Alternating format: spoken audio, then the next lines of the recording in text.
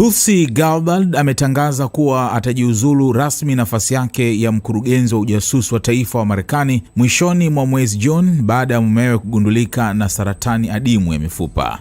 Katika barua aliyomwandikia rais wa Marekani Donald Trump, Gabbard alisema uamuzi huo umetokana na hali ya afya ya mumewe Abraham Williams ambaye kwa sasa anakabiliwa na changamoto kubwa za kiafya. Kwa masikitiko makubwa, ninawasilisha kujiuzulu kwangu kuanzia Juni 30 mwaka 2026, aliandika Gabbard. Mume wangu Abraham amegundulika kuwa na aina nadra sana saratani ya mifupa. Anakabiliwa na kipindi kigumu katika wiki na miezi ijayo. Hivyo nahitaji kuondoka kwenye huduma ya umma ili niwe karibu naye na kumpa msaada wote katika mapambano haya.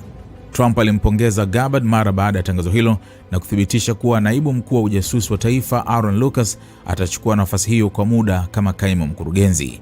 Kupitia mtandao wa Truth Social, Trump alisema Gabbard amefanya kazi ya kipekee na kwamba utawala wake utamkosa sana. Mume wake mzuri Abraham amegundulika hivi karibuni kuwa na aina adimu ya saratani ya mifupa, na kwa haki kabisa anataka kuwa karibu naye katika kipindi hiki kigumu wanachopitia pamoja, aliandika Trump.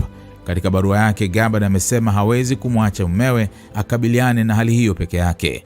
Abraham amekuwa nguzo yangu katika miaka yote 11 ndoa yetu. Alisimama nami wakati wa operesheni yangu ya kijeshi Afrika Mashariki, kampeni nyingi za kisiasa na hata katika nafasi hii ya sasa. Siwezi kwa dhamira safi kumwacha apitie vita hii peke yake huku nikiendelea na kazi hii yenye presha kubwa, alisema.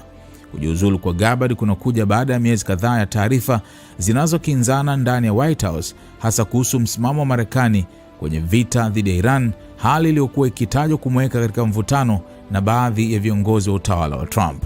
Gabbard pia anakuwa mmoja wa viongozi waandamizi kuondoka kwenye serikali ya Trump baada ya kuondolewa kwa waziri wa usalama wa ndani Chris Noem na mwanasheria mkuu Pam Bondi katika miezi ya hivi karibuni. Tulsi Gabbard ni mwanasiasa wa zamani wa chama cha Democratic aliyewahi kuiwakilisha Hawaii katika bunge la Marekani. Aliweka historia kama mbunge wa kwanza mwenye asili ya American Samoan na Mhindu anayetekeleza dini hiyo kuingia Congress.